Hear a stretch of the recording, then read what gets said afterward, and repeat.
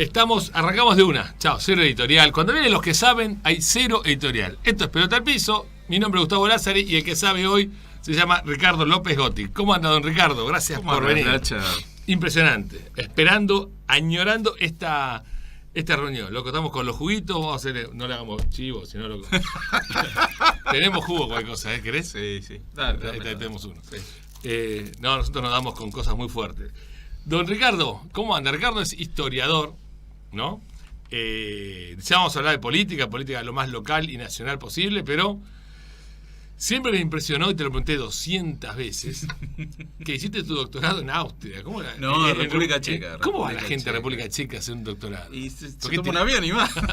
Porque tiraste un dardo y cayó en República Checa, podía haber caído en Namibia. No, mira.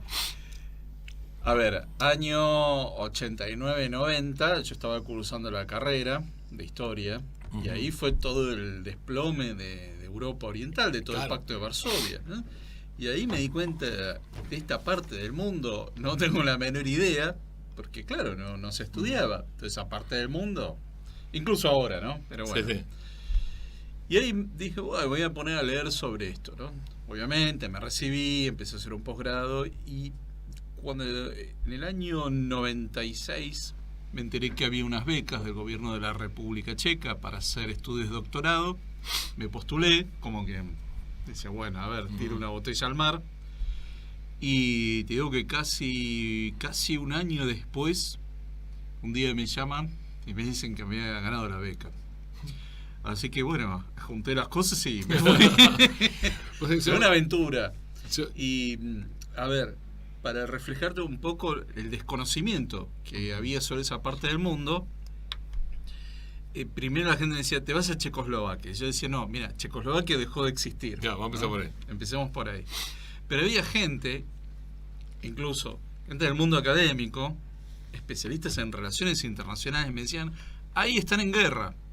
Y decían, no, mira, eso es Yugoslavia, es lo mismo. Me decían. Eso es grave. Bueno, eso es parte del aislamiento argentino. Totalmente. Te aísla. Totalmente. Ahora, porque yo creo que uno de los grandes problemas que hay en Argentina es que estudiar esos países significa estudiar el idioma. Y eso es un esfuerzo. Entonces me dedico a los que hablan lo mismo que yo, claro. Que no requiere un esfuerzo, pero que obviamente no. Un idioma, y ya vamos a hablar, pero también una cultura, el tema para nosotros, que el tema así de origen es medio irrelevante, para ellos un eslavo y un no eslavo es importante. Es importante. Y para pues somos coetáneos, tenemos la misma edad más o menos, seguro. Cuando éramos chicos, todos nuestros juegos eran juegos de guerra. Nosotros jugábamos la Guerra Fría. Claro. A los pibes el fin de la Guerra Fría les cagó la vida. Ahora jugaron, no sé a qué juegan los chicos, pero nuestros juegos eran estaban muy linkeados a la Guerra Fría. Imagino que vos, de origen, de tradición liberal posta, te habrá traído en los 90, vamos a ver cómo es esto. Totalmente. Porque aparte, en los 90 fue como que apareció un mini continente, que no estaba, en el comercio, no estaba en el radar. Abrías el diario, porque nosotros leíamos el diario en papel en esa época, y a mí me emocionaba ver cómo se iban cayendo uno tras otro los regímenes comunistas de Europa Oriental, y todo lo que eso significaba. Convengamos que fue en el transcurso de 2 años, 89-91, no quedó ninguno. Exactamente. Yo, viste, como era enfermo futbolero, el último mundial que jugó Yugoslavia fue el 90. En el 94 ya no jugó más como Yugoslavia. Que era Serbia y Montenegro. Claro, y ya después hubo, en el 2006 también se separó otro, ¿viste? Era Serbia y Montenegro y se separó Montenegro, ese tipo de cosas. Claro. Pero bueno, me parece interesante. Y estuviste un par de años. 4 años. 4 años. 4 años. ¿Aprendiste el idioma? Sí. Una cosa no menor. El señor López estuvo en República Checa cuando Julio César Serrano jugaba en el Bratislava, un jugador de Chicago. Sí, lo conocí. Que es el mejor jugador que vi en mi vida. Lo conocí. El negro Serrano está muy abajo, Maradona, Messi está muy abajo, pero dale. Lo conocí, sí, tuve trato con él, sí. Maestro, escuchame, porque había poquísimos argentinos. Sí, pero sí, es verdad, tuve varios y ahí, encuentros. decime un día normal, no un día ¿Cómo era un día normal? ¿Ibas, te levantabas a la facultad, a la universidad? ¿Qué es? Iba a la universidad, pero sobre todo iba a una casita que estaba en el centro de Praga, que ahí estaba el Instituto de Historia Contemporánea, donde estaban los archivos. Entonces yo iba ahí y dedicaba varias horas, fotocopié mucho, traje para acá mucho, con lo cual... En idioma de ellos. Claro, en checo, sí. Y yo y la tarde, sobre todo, me dedicaba mucho a leer y traducir. Para aprender el idioma. Para aprender el idioma y además, obviamente, nunca aprendés un idioma por completo. Nunca. Ni siquiera el propio idioma, ¿no? Así que imagínate otro. Y tenía que leer literatura a veces que tenía mucho contenido de filosofía o de derecho. Entonces era un lenguaje muy técnico. Y eso, al principio era... Mira, para leer una página estaba toda una tarde. Claro, no dijiste de momento, ¿qué mierda? Sí, pero después empecé a leer 2 páginas y cada vez más, ¿no? Es decir, dice, pero esta palabra ya la encontré, ya la busqué. Y sí, ya la había buscado, pero bueno, había que seguir y seguir y seguir. Lo que hoy me queda es un lenguaje, a ver, yo lo leo. Obviamente cuando leo siempre hay alguna palabra que no conozco, la anoto, pero ya el puedo leer de corrido. Me cuesta hablar porque hace años que no hablo con nadie. Ya hablabas. El cuarto año ya eras un mini checo. No, al año. Miércoles. Al año. Vos te facilidad para los idiomas. Sí, pero tuve un curso intensivo primero en un pueblito de 5.000 personas. No había opción. Era había hablar opción, o morir. En medio de la nada, donde todos hablaban checo, con lo cual era divertidísimo y no me quedaba otra. Tengo el mapa acá, ¿te lo acordás? Dobrushka. Bueno, el mapa lo tengo, lo que no tengo es la vista. Se va a aparecer. Es como está como al norte hacia Polonia. Al norte Viena, ¿no? Al norte de República Checa, fíjate, sí. hay uno que se llama Dobrushka, con S. SKA. Bueno, no lo veo. Es demasiado chiquito. Acá estoy en los pueblos de 10.000 habitantes. Es chiquito. No, Dobrushka.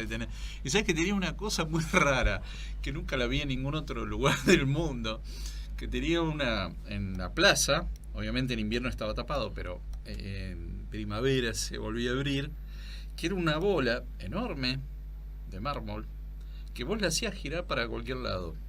Tenía como un sistema, no sé, hidráulico, porque tenía agua, y la hacías girar para cualquier lado. Y una cosa increíble. Que capaz que tiene 1000 años. Pavota, ¿quedan amigos de eso? Sí. ¿Te escribís con alguno? Sí.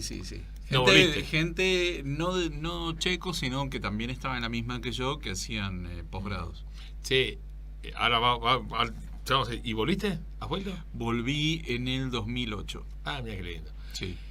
Sí. ¿Qué te decía? Vos estudiabas la caída del muro, imagino que estudiabas la historia, es larguísima de todos estos pleitos, tienen más de 1000 años, pero bueno, ¿qué te decía un contemporáneo del régimen? Pues todos los tipos que estuviste ahí vivieron el comunismo. Sí, mira, había gente que se notaba que era nostálgica del régimen. El Partido Comunista ya siguió existiendo con ese nombre. Es uno de los pocos casos, junto a Rusia, donde siguió habiendo Partido Comunista. Y que hasta hace pocos años tenía entre el 8 y 10% fijo. La última elección fue la primera que quedó fuera del Parlamento. Pero que era un voto de, los que siempre estuvieron y quedaron como nostálgicos del régimen. Ahora bien, la enorme mayoría no quería saber nada de nada. Sufrieron el régimen. Sí, te contaban historias trágicas. Una vez me pasó, un amigo me manda una carta, porque nosotros en esa época usábamos cartas, ¿no? Me manda una carta y a propósito me pone una estampilla de Eva Perón y una de Che Guevara, que en el año 98, 99, acá habían salido sellos postales de Che Guevara. Me la manda. A propósito. Sí. Entonces, yo viví en una residencia universitaria, entonces la portera la ve, me dice, esta es la mujer de Perón, ¿no? Sí. Y este es el Che Guevara. Sí. Y me dice, ¿el Partido Comunista es fuerte en Argentina? No. ¿y por qué quieren esto? Mirá vos. Yo viví 40 años con esto. Ustedes están locos. Esto es peligroso, ¿no? Y empezó con una arenga. Y yo no sé, mire, yo no estoy de acuerdo. Me lo mandaron a propósito, o sea, para gastarme. Y la mujer y empezó con toda una arenga. Mirá vos. Que yo decía, sí, estoy de acuerdo con todo lo que dice, ya lo sé, pero... Sí, y la apertura, porque vos cuando fuiste en 96 era 5 años después, o sea, era el inicio de la libertad. Era muy reciente. ¿Y la apertura también no fue un desafío, no fue un temor para los tipos? No fue... yo te voy a hacer a escala. Sí. Lo que te hace es agarrar el escalímetro y ponerlo a 3 misiones de escala. Si yo fuera un país normal, yo me sentiría raro trabajando. Si yo pusiera una fábrica en un país normal, me da miedo. Te lo digo fuera de joda. Porque me muevo tanto en el quilombo que no sé cómo sería que todo funcione. Entonces, ¿cómo es por un tipo que de pronto vivió en la opresión y luego se abre, listo, empecé a liberarte? No es toda una fiesta, no es un jolgorio, imagino. No, había muchas conductas arraigadas porque se hacía que se trabajaba. Entonces los tipos, no sé, tenían que terminar a las 6 de la tarde y se iban a las 5:30. Es el famoso dicho comunista: nosotros hacemos que trabajamos, ustedes hacen que nos pagan. Claro. Había mucho afano en el laburo, agarrabas y te llevabas algo, porque eran conductas que siempre existieron. Entonces quedó como muy instalado eso. No hablabas de nada personal. Nunca hablabas de nada personal. Si yo hablaba de algo personal, la gente se sentía incómoda porque vos eso lo usabas. Sí, mirá, lo que pasó en casa no existe. No, porque vos eso te lo usaban en tu contra. Entonces no contabas nada personal. Sí, y hoy en alguna red pasa algo de eso. Sí, ¿viste? Sí, es terrible eso. Es terrible. Bueno, pero también había cambios culturales muy importantes. Me daba cuenta que la gente, por ejemplo, buscaba vestirse mejor, viajar, salir del país, estudiar inglés, porque no se estudiaba inglés antes. Uh-huh. El idioma que estudiabas en la escuela como el segundo idioma era el ruso. El ruso no lo hablaba nadie, ¿eh? Lo entendían todos. Y no lo hablaban. Pero si vos lo hablabas ruso con alguien, no te entienden. Sí.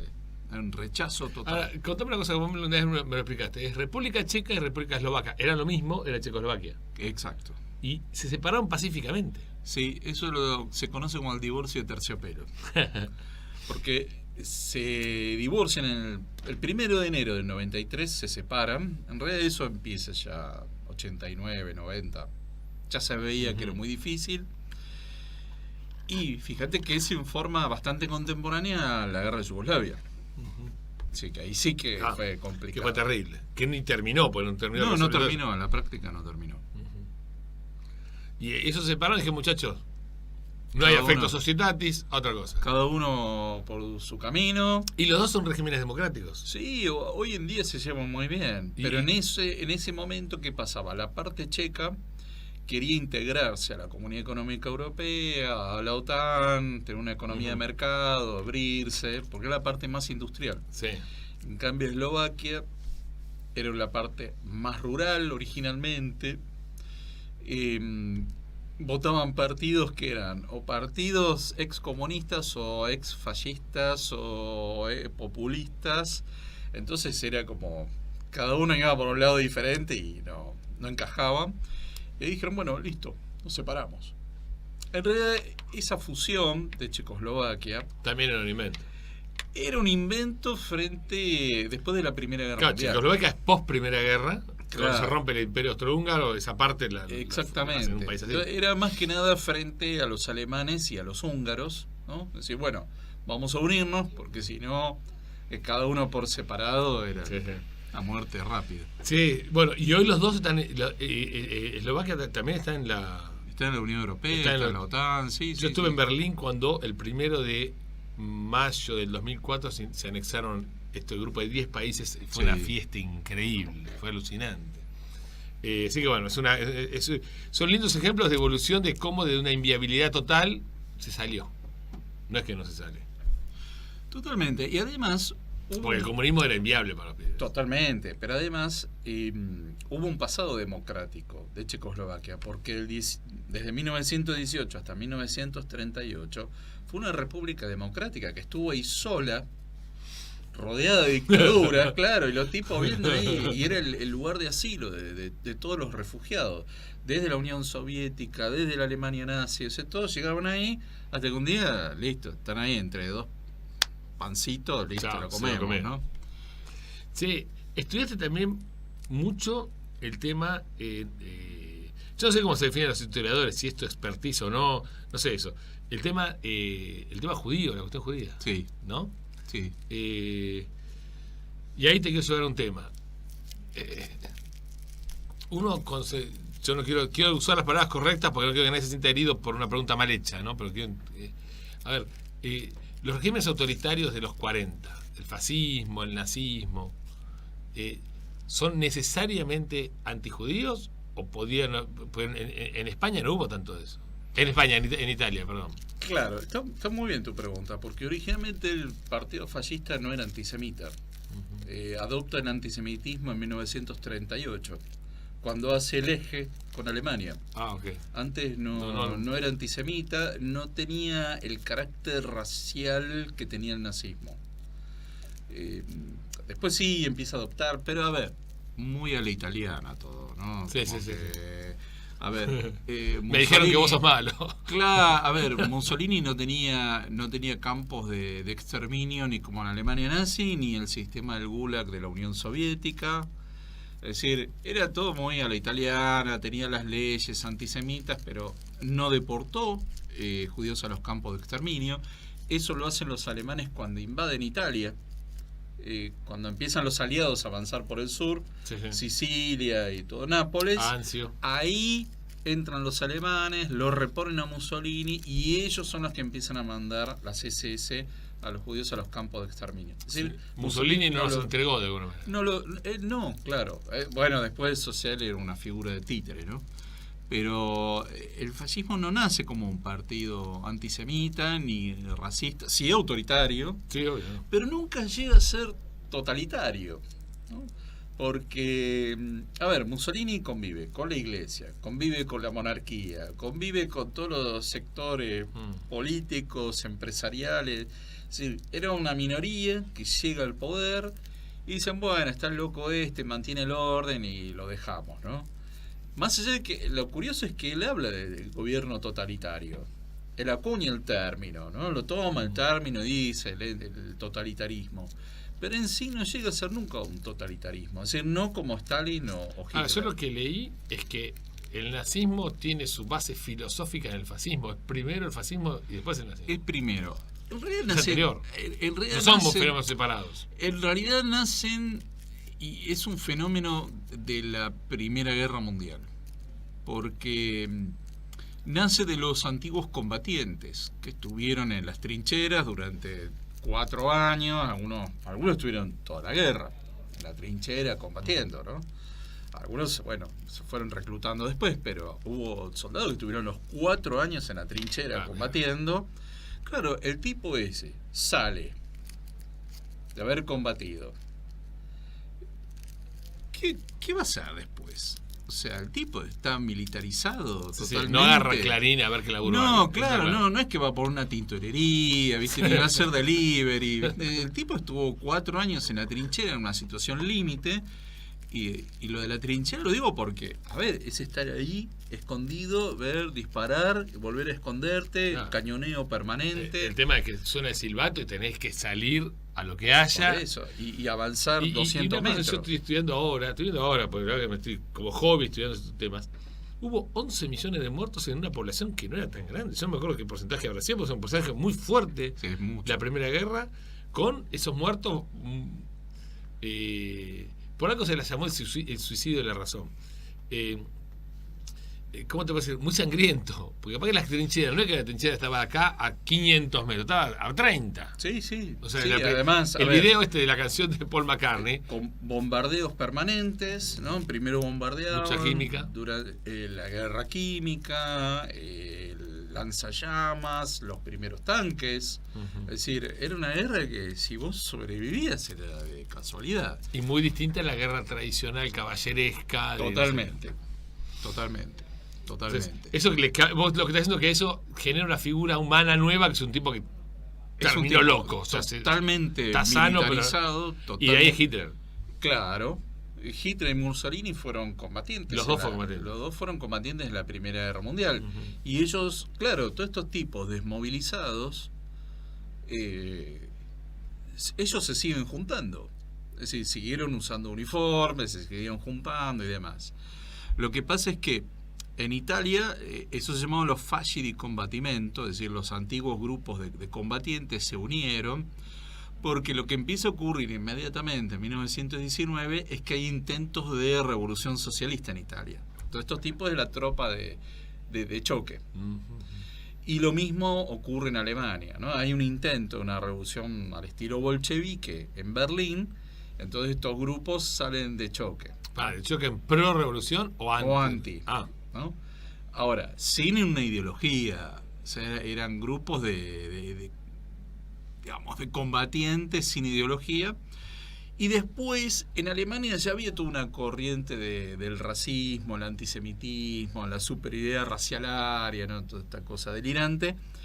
En Italia no tenía mucha cabida eso, porque Italia, fíjate, el lugar donde está pasó medio planeta, o sea, pasaron los vikingos, los árabes, pasó todo el planeta por ahí, con lo cual hablar de la pureza racial italiana era como dejate de jorobar, ¿no? Pues sí que tiene que ver con los movimientos de pueblos. En Alemania se movió menos gente, siempre fue ario, sajón. Sí, igual ellos consideraban que no estaba totalmente pura la raza, es decir, que eso se podía purificar en lo que se llamaba la eugenesia, ¿no? Que ahora hay gente que está volviendo a hablar de eso, pero entendían que eso se podía purificar como se hace con los animales, ¿no? Volver a crear una raza pura, y tenían toda esa idea bastante mística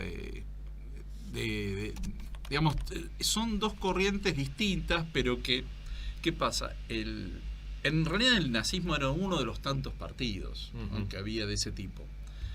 Pero ellos toman como modelo Italia porque, claro, Mussolini llega al poder en 1922. Entonces toman muchas cosas que ellos ven del movimiento italiano, el tema de la militarización, del duce, o sea, del líder, del conductor.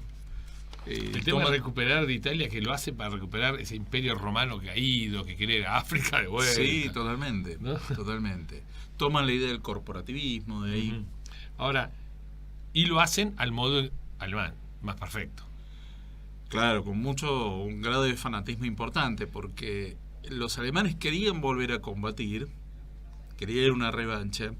En cambio, los italianos realmente nunca tuvieron ese deseo de combatir en la Segunda Guerra Mundial. Sí, ahí juega mucho el resentimiento de Versalles, ¿no? O sea, el arreglo de la Primera Guerra fue muy malo, fue muy injusto para Alemania, y eso te rearma un nacionalismo. Ahí yo también quiero matizar algo, porque cuando Alemania pierde la Primera Guerra, nunca se combatió en suelo alemán. O sea, el aparato industrial estaba intacto. O sea, había problemas de escasez, porque bueno, dedicás a hacer cañones o manteca, ¿no? La típica. Sí. Bueno, dedicaron a hacer cañones. Entonces la gente se cagaba de hambre, y ahí es donde el Kaiser tiene que abdicar. Pero cuando Alemania termina, estaba ocupando territorio francés todavía.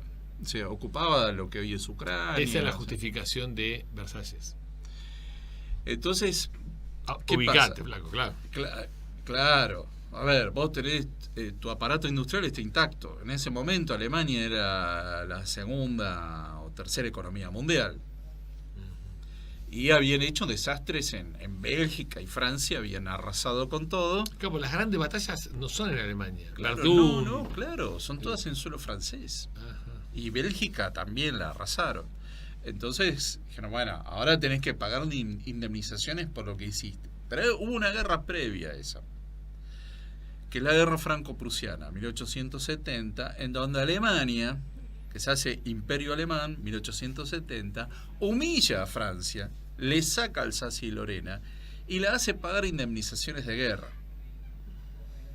Entonces, la Primera Guerra Mundial para los franceses fue la revancha de la guerra franco-prusiana. Y aparte un tema no menor, que yo me gusta sacar estas cuentas estúpidas. 1870 a 1914 son 44 años, la gente se acuerda. Claro. No es el 1200, que Claro. Y además, el ejército alemán estuvo ocupando parte de Francia de 1870 al 73 para que se pagaran las indemnizaciones. Con lo cual, sos el primer tipo, bueno, parte de mi escasez de lectura, pero que veo Versalles con lógica Versalles. Siempre yo vi demonizado Versalles. Acá los franceses cagaron a los alemanes, es como, como que salió de la nada esa humillación a Alemania. No, pues tiene su lógica histórica. No sé tiene su lógica, tiene su explicación. Podemos estar de acuerdo o no, pero tiene su explicación. De algún lado viene. Y además, el otro tema que sí fue muy, muy duro es que Alemania pierde territorio. Más allá de Alsacia y Lorena, que vuelve a Francia, pierde territorio en el este. Es decir, ¿por qué? Porque había que instituir Polonia. Polonia había desaparecido. Claro, había desaparecido. Entonces se vuelve a crear Polonia con partes que habían estado bajo dominio ruso, parte austríaca y parte alemana. Y se le tenía que dar una salida al mar Báltico. Entonces ahí es donde se crea ese pasaje de Danzig. Y entonces Alemania queda partida en dos, ¿no? Claro. La parte más desarrollada del Imperio Alemán era Prusia. ¿Y eso dónde está? Es la parte oriental de Alemania. Es decir, fíjate que... Estoy buscando, vamos a hablar con un mapa. Claro. Berlín estaba en la parte más desarrollada de Alemania. Está lindera Polonia, que es ahí nomás. Sí. No, lindera, pero... Sí. Fíjate que, a ver, ya, esta es una prueba maravillosa de cómo el socialismo hace fracasar los países, porque la parte oriental de Alemania antiguamente era la más desarrollada industrial y se estanca. Corea. La parte más desarrollada era Corea del Norte. Y se estanca. O sea... algo falla. Algo falla. O sea, tenés dos pruebas más que claras, ¿no? Es maravilloso. Es maravilloso, es muy bueno. O sea, el sur de Corea era los pobres. Es como si Italia, ¿no? El norte hubiese sido como si socialista, claro, y el sur ahí dejamos capitalismo, ¿no? Y después pasa a ser Italia del Sur, ¿viste? Hong Kong, ¿viste? ¿Qué pasó acá? Sí. Qué grande, es muy buena esa. Bueno, conclusión, yo quiero volver al nazismo. El nazismo se arma, tiene esa lógica de restituir, toda lógica histórica, la gente no saquemos fuera de contexto. Sí, hay que comprender el fenómeno. Tiene esa explicación de restituir Versalles y se arma como, empieza como gran país, como gran potencia, solapadamente en la década del 30. Nadie decía nada, la película Lo que queda del día es buenísima, que dice, bueno, dejémoslo un poquito, ¿viste? Sí. Y el yankee dice, están locos, no saben lo que están haciendo. Sí. Que todo el mundo tenía esa tendencia cultural, pero ¿por qué aparece el antisemitismo en Alemania tan fuerte? O sea, ¿qué es un tema político? ¿Vamos a echarle la culpa a unos tipos y se nos fue la mano? ¿O había una cosa de encono histórico de 1000 años? O sea... Hay tres tipos de antisemitismo. A ver. Uno, el religioso. Es decir, el cristianismo con el judaísmo, que la solución era convertite, bautizate, confirmate, comulgá y te convertí, pero estás ahí, te estamos observando, ¿no? Bien, que tenía una solución, ¿no? Pongámosla entre muchas comillas, pero bueno, tenía una alternativa. Sí. Después está el antisemitismo biológico, que es el del nazismo. Es decir, lo ve como un ente biológico. Es decir, no tiene nada que ver si vos te convertís al cristianismo, para ellos es irrelevante. Ya estás manchado por vida. Porque es algo genético. Entonces, yo ahí te voy a hacer racial. Está bien, de ahí te voy a agregar una pregunta para ir muy actual. Pero dale, ¿sí? ¿Y el tercero? Y el tercero es el que nace en la Unión Soviética, el antisionismo. Es decir, que busca el antisemitismo soviético, destruir todo lo que sea la identidad judía. Es decir, vos tenés que ser soviético. No tenés que ser ni ucraniano, ni kazajo, ni checheno, ni judío, ni nada. No, vos tenés que ser soviético. Pero ¿por qué usas antisemitismo? Porque también se agarran con cualquiera, con uzbecos. Sí, pero hicieron persecuciones muy, muy específicas, sobre todo con Stalin. Yo leí que hubo campos de concentración de judíos hasta la década del 50. Sí, hubo persecuciones, o sea, pero no los llamaban judíos, sino cosmopolitas. Es decir, porque quedaba mal después de la Segunda Guerra Mundial, claro, que Stalin hiciera una purga antijudía, entonces decían los cosmopolitas. Pero eran judíos. Eran judíos, así se cierran las editoriales en Yiddish, las radios, los teatros, entonces, si los intelectuales judíos fueron enviados al Gulag. Sacar religioso que, bueno, de última te convencemos y te bautizás y te miro de reojo. El nazismo es de superioridad racial biológica. Claro. Y es de exterminio. Claro. No me sirve este tipo, lo voy a exterminar. Exactamente. Y el judío es lo transforma. El ruso, el soviético es lo transforma. Necesito que cambie la identidad, que el tipo se deschipee de vuelta. Exactamente. Uno tan siniestro como el otro, digamos, ¿no? Totalmente. El campo de concentración soviético es distinto al campo de concentración nazi. En el nazi no te buscaban convencer de nada. Te explotaban hasta que te convertías en un ente y morías, ¿no? O te mataban. El campo de concentración soviético lo que buscaba era transformar tu mente, tu voluntad. Entonces, por eso estabas entre 8 y 25 años ahí adentro, supuestamente para reeducarte. Y cuando salías, como vos sabés, 1984, sale el tipo totalmente transformado en otra cosa. Amo al gran hermano. En Orwell, en 1984, la parte del doble pensar que le dice ¿cuántos dedos hay acá? Y lo tortura, y el tipo dice 5, y le aumenta la presión para torcerse. Bueno, 4, vale, déjame romper las pelotas. No, quiero que veas 4. No quiero que me digas 4, no quiero que me mientas. No quiero que me convenza. Claro. Vos tenés que ver 4. Y el tipo en la película se muestra bárbaro porque el tipo ve 4 y 5 y termina viendo 4 en una mano de 5. Es muy impresionante eso. Sí, me queda de los dos casos, tanto el soviético como el nazismo, esta cuestión de aniquilar al otro. Sacar que sea judío. Puede ser cualquier cosa. Sí. Pero aniquilarlo.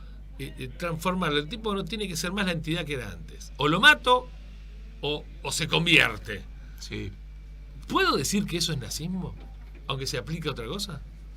¿O el nazismo solo la palabra solamente queda relegada a los sucesos 1939-45 o 30-45? No, el nazismo lo que pasa es que tiene la impronta racial genética, ¿no? Sí. ¿Hay nazismo no racial genético? Qué buena pregunta. No, yo creo que es, tiene que ver con la superioridad de una determinada raza, ¿no? Esta idea de la raza aria como superior, yo creo que tiene que ver con eso. Ahora bien, sí lo puedes englobar como totalitario, ¿no? Esto de aniquilar la voluntad y la individualidad, eso es totalmente totalitario. Y mira, y eso está bastante bien claro en la arquitectura de la época. ¿Viste esos edificios monumentales que tenían, que vos entrabas? Todo recto y altísimo. Exacto, que el individuo es la nada misma. Sí, que chiquitito así. Exacto. Eso era tanto propio de la Unión Soviética como del fascismo, del nazismo. Incluso acá se usó ese tipo de arquitectura monumentalista. Y el hospital de clínicas. Por ejemplo, Salamone, en el interior de la provincia de Buenos Aires, viste que están esos edificios enormes, ¿no? Sí, son rarísimos. No los vamos a ir a tirar abajo, pero tienen que ver con la Facultad de Derecho. Tienen que ver... Derecho, la de Ingeniería. Claro, esa cosa que vos llegás y es un edificio enorme, una mole, ese es el monumentalismo, ¿no? Tiene que ver con que el individuo es la nada absoluta, y es el sometimiento al Estado. Entonces, son distintas formas de totalitarismo, ¿no? Algunos ponen el énfasis en la raza, otros en la clase social, pero... Yo a veces me equivoco, pues yo cuando veo, y te lo llevo a la actualidad, cuando veo una discusión que el otro me quiere, me pasa mucho en las redes sociales, que el otro te imposible. Imposible, rarísimo. No. O sea, que el otro veo que no quiere discutir, que me quiere aplastar. Sí. Yo lo acuso de facho. ¿Eso es correcto o incorrecto? Sí, porque para mí la esencia del fascismo era eso. Totalmente. No tiene que ver que la cuestión religiosa o racial. Es decir, flaco, vos querés aplastar a tu interlocutor para que no opine más de lo que está opinando. pero para cancelarlo. Hoy los chicos usan una palabra que es cancelar. Sí. Y a mí me parece muy impresionante esa palabra. Porque una cosa es, mira, lo que vos decís es una boludez, ¿viste? Pero seguí diciendo el nunca te va a dar bola en mi vida. Totalmente. Pero no te cancelo. Hay mucha intención de cancelar. ¿Eso se puede hablar de un neofascismo así cultural de alguna manera? Yo creo que sí. Yo creo que sí, porque hay una conducta en manada de ir a atacar, porque no es uno, ¿no? Sí. Son varios. Se sienten como si estuvieran en la trinchera, ¿no? Un poco. No te digo que estuvieron luchando, pero se sienten parte. Convengamos que con esto es más fácil, ¿no? Sí, además usan. Sí, se ocultan. El doble clic es mucho más fácil que la. No, y además te ponen el nombre Caimán no sé cuánto. Sí, así es fácil, ¿viste? Me llamo Cuchuflito 3842 y te digo, vos no sos nada. ¿Y vos quién sos? O sea, bueno, pero sí, a mí. Pero eso es un neofascismo. Yo lo veo. Yo creo que sí. Yo creo que sí. En el sentido de destruir la individualidad y cualquier palabra que no les guste atacar, sí, yo creo que sí. Ahora, a mí me preocupa porque eso no estaba en los 80. En los 80 nosotros nos peleábamos con el PI, con Franja Morada, a morir, pero no se nos pasaba por la cabeza anular a un tipo. Ni ellos a nosotros. No. O estoy equivocado. Vos tuviste más debate que yo, si querés. No, tal cual. Tal cual, estoy de acuerdo. Estoy de acuerdo. De hecho, a mí en los 80 me invitaron a hablar a comités de otros partidos, invitábamos gente de otros partidos. Era muy habitual. Y, ¿te acordás que en Florida y Lavalle hemos hecho cosas? No. Pero en Florida y Lavalle, justo cuando empezaba la transición, que había como 200 personas se juntaban. Siempre, muy habituales. A hablar ahí, se gritaba. Para los chicos muy jóvenes, les voy a contar que en Florida el 300 hay una cartelera de La Nación. Cierto. Que ponía noticias. Cierto, enfrente a la librería Ateneo. Claro, pero tipo un tuit ponía, aparte con las letritas que se pegaban, y la gente iba a debatir sobre esa noticia. Sí. Yo me acuerdo que una vez discutí un montón con un periodista llamado Monteverde, que estaba en la tele, que era ultra radical de izquierda. Y me cagó puteada, me fue puteando desde 9 de julio. Fue como 10 cuadras de puteada, el tipo unilaterales, aparte justo, déjame tirar una. Pero era muy habitual eso. Y había habitués a eso. Había gente que habitualmente iba. Capaz te encontrabas con tipo 3-4 veces. Sí, o sea. Es una red social física. Totalmente. Es otra cosa. Pero no, es verdad, los años 80 eso no existía. Pero no existía la anulación del otro. Yo me acuerdo haber hecho debates con la coordinadora en los comités de la coordinadora. Sí. Y te invitaba. Sí, yo iba de visitante, digamos. Era muy habitual. Sí. Formosa 114 fuimos 20.000 veces. Sí, tal cual. Qué sé yo. Y éramos el enemigo. La UCD era. Ahora se cumplió 40 años la UCD. Éramos, digamos, nos odiaban, pero profundamente. Mira, me acuerdo una vez, yo estaba poniendo mesa de la UCD en Puente Saavedra y un día cae un vendedor de cubanitos. Entonces yo le doy un panfleto y él me dice: no, porque vos sos de la explotación burguesa, capitalista, qué sé yo. Y ahí el tipo era del Partido Obrero. Nos pusimos a discutir, pero bien, o sea, bien. Y empezamos a hablar de la teoría del valor. Eran cultísimos, tío. Y el tipo había leído, ¿no? O sea, y fue como una hora los dos discutiendo sobre la teoría subjetiva u objetiva del valor. Estuvimos discutiendo autores. Hoy me parece que es rarísimo eso. Pero hoy está el intento de cancelación. A mí me saca de la cabeza eso porque... O habré empezado a leer sobre el fascismo y el nazismo tarde, que es probable, lo estoy haciendo ahora, pues lo veo tan asociado, loco, que me asusta. Y me asusta, ahora vamos a la actualidad, no sé qué hora es, pues ni idea. No estamos bien, ni 40. Vamos a la actualidad. Yo veo, ¿por qué quieres? Te voy a decir que muchachos, enójense, hagan fin, chupan huevo. Yo veo movimientos políticos, Vox, con el valor de la hispanidad, lo que España le dio al mundo y los tipos vestidos de Quijote, hermano. No es una boludez, eso me parece. Mira, yo tuve... A mí me asusta a mí me preocupa la geografía de eso. A mí me preocupa eso. Yo tuve 2 tíos que lucharon en la guerra civil. Uno quedó bien, el otro quedó completamente sordo, pero combatieron del lado del Ejército Nacional de Franco. Y nada, para ellos hablar de la guerra civil y del franquismo no querían saber nada, ¿eh? Nada. O sea, agarraban y te reclutaban, ¿no?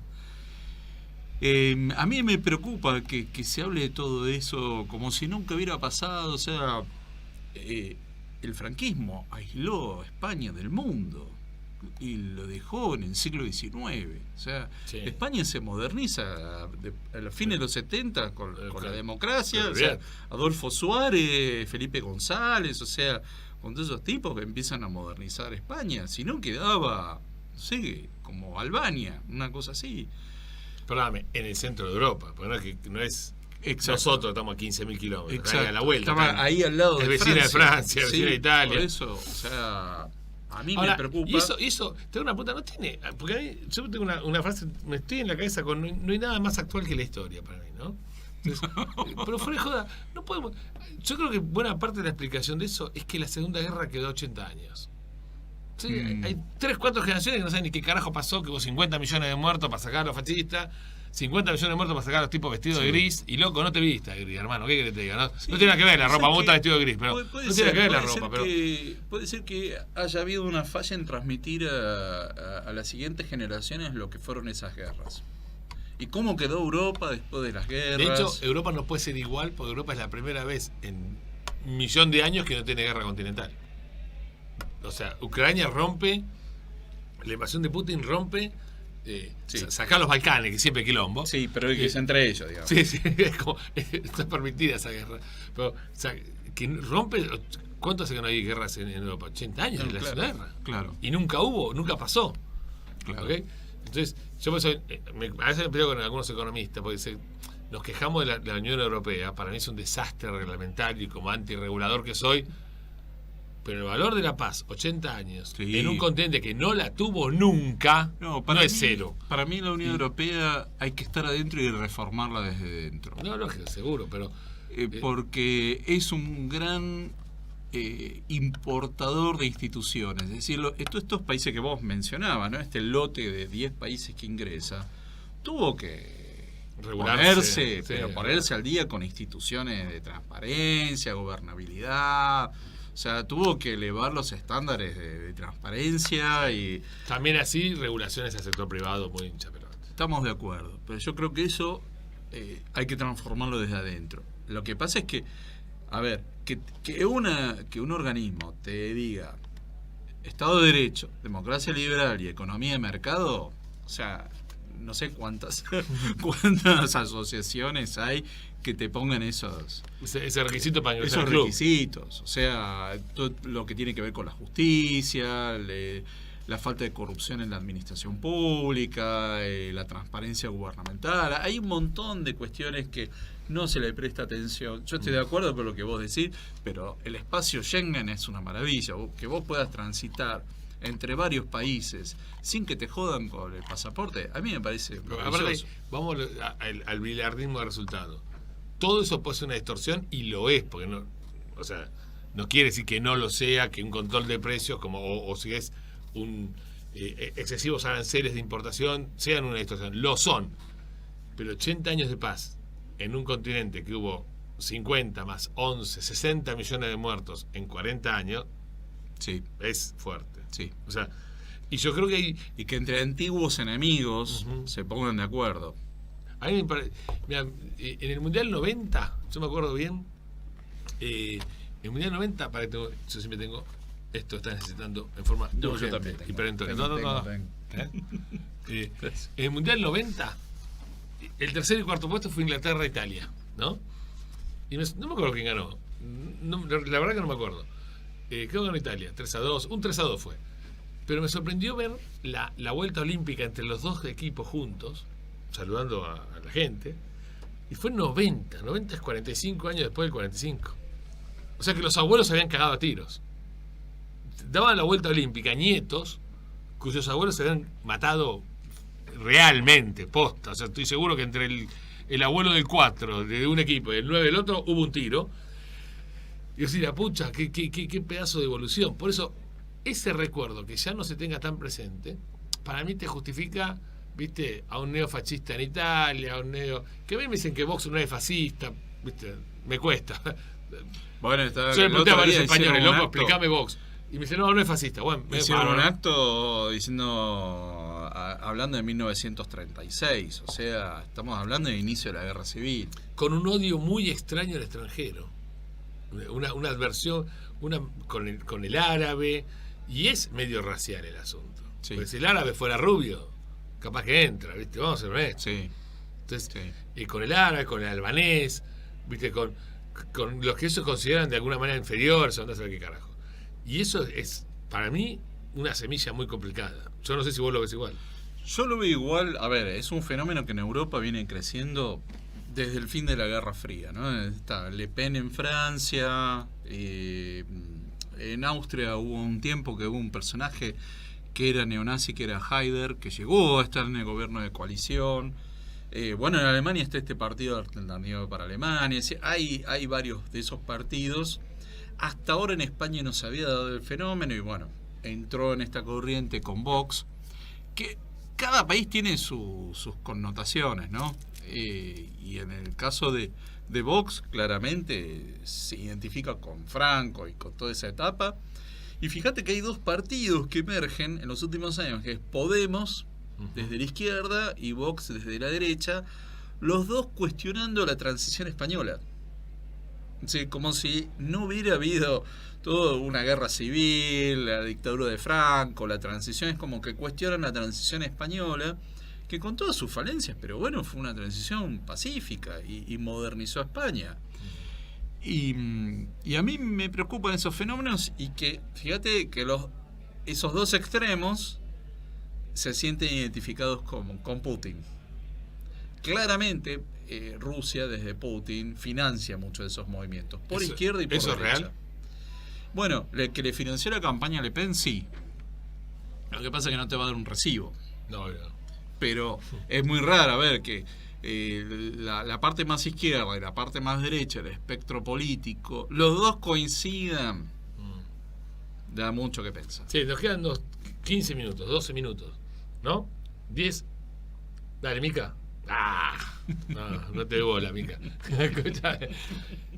Dame una línea de Argentina. ¿Cómo estás viendo ahora la que se viene? Porque para de vuelta, no hay nada más actual que la historia, hermano. Sí. Si no sabemos historia, no podemos hablar. La que se viene. O cómo estamos, no sé. ¿Cómo estamos? Estamos mal y creo que... Mira, yo lo que veo es que los líderes políticos no están, en general, siempre hay excepciones, que nosotros las conocemos, pero en general están hablando de cuestiones que solo les importan a ellos, ¿no? Toda esta discusión que vos me dijiste y yo te dije y esto y lo otro.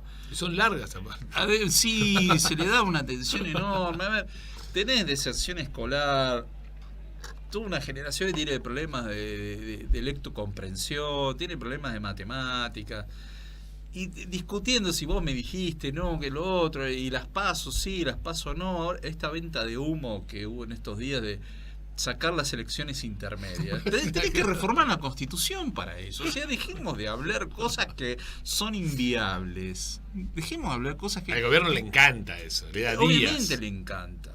Y todos se enganchan con eso, ¿no? Entonces, a ver, en vez de discutir las cuestiones reales... Y vos lo sabés, el tema de las pymes están endeudándose. No, nada, a ver, ya no a tasa, a cualquier cosa. Yo conozco pymes que los tipos cobran menos que los empleados. O sea, entonces... Bastante probable, sí.